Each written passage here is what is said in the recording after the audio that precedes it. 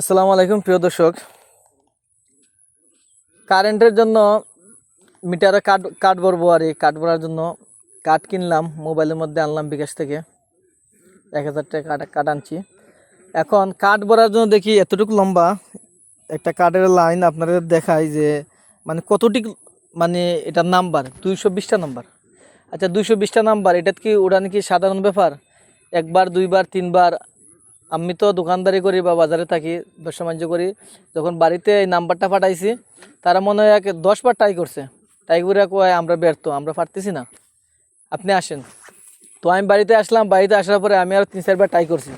আচ্ছা, 220টা নাম্বার, আপনারা বলেন তো নাম্বারের দিকে কতক্ষণ চাওয়া যায়? নাম্বারের দিকে চাইলাম, মোবাইল দিকে এদিকে উঠাইলাম, এরকম করতে করতে করতে করতে লাস্টে আমি ব্যর্থ হয়ে আমি অফিসে গেলাম। অফিসে গিয়ে তারা বললাম, ভাই এটা কী শুরু করলেন আপনারা?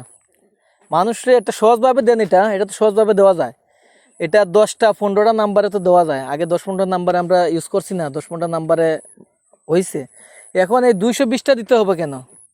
এটা কি মানুষের মানে কোনো নাই যে সাধারণ জনগণের মানে যেটা মনে হয় এটাই একটা তুলে দিল? মানে এই যারা এখন বর্তমানে এই কার্ড মিটার ইউজ করতেছে তারা বুঝতে পারবো যে কতটুকু ভোগান্তিরে ভাই, বুঝাইবার মতন কোনো ক্ষমতা আমার নাই, কিন্তু এরকম ভোগান্তিতে আমরা আছি। আমরা কবে যে এটার থেকে উদ্ধার হব আমরা বলতে পারি না। সবাই ভালো থাকবেন।